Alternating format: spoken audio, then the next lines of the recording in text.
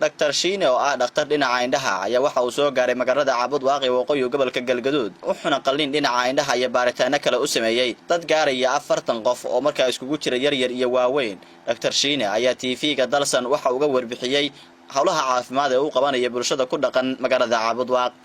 Socdaalkeena ku nimay Caabudwaaq socdaal kooban buu ahaa dadkuna doorkan ma badnayn dad sodomeeye ku dhow ayaanu qalnay dad ilaa 300 meel ahaana waa la eegay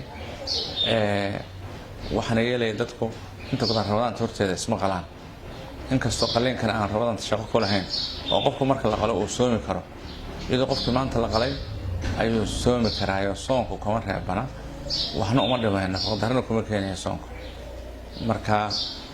hawshu way koobneed waana soo gabagabeynay shalaana bilownay xalana soo gabagabeynay intii naashnaashka ahayd maanta aanu dhamaystirnaa maanta waan safraynaa insha Allah dhowr boqol qof ilaa 350 dheeraad bay noqonayaan dadkii marka la sugayo ka faa'iideystay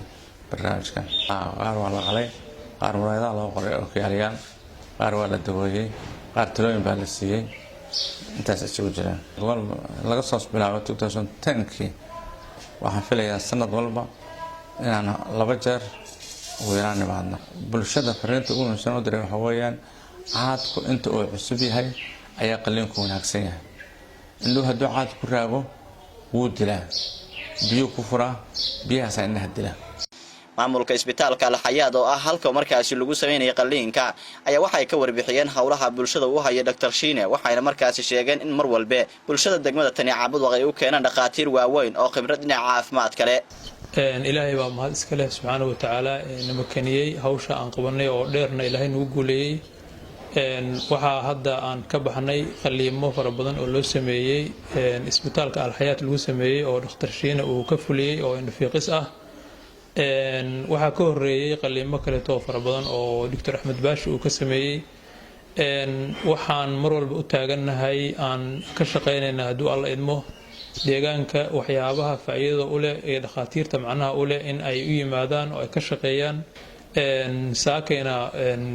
waxaan gabagabeynay qalliinkii indhaha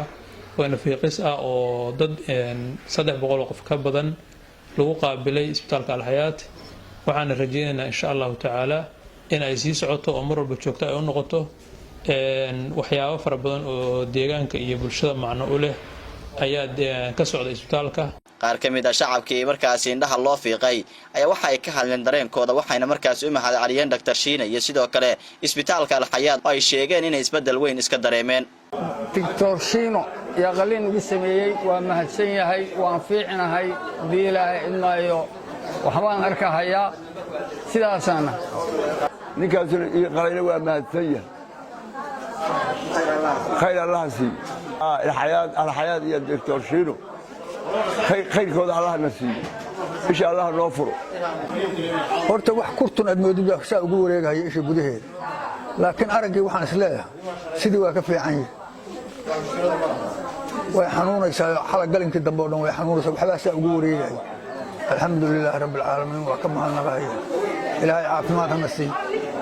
caafimaad ilaahay hanaga sii waana ka helaynaa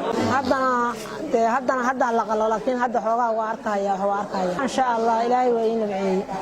Allah barkeeyo ku dhagan cawdkeena hadda wala cawdkii waa haya marka kurtankaas xanuunna keenay dareemayo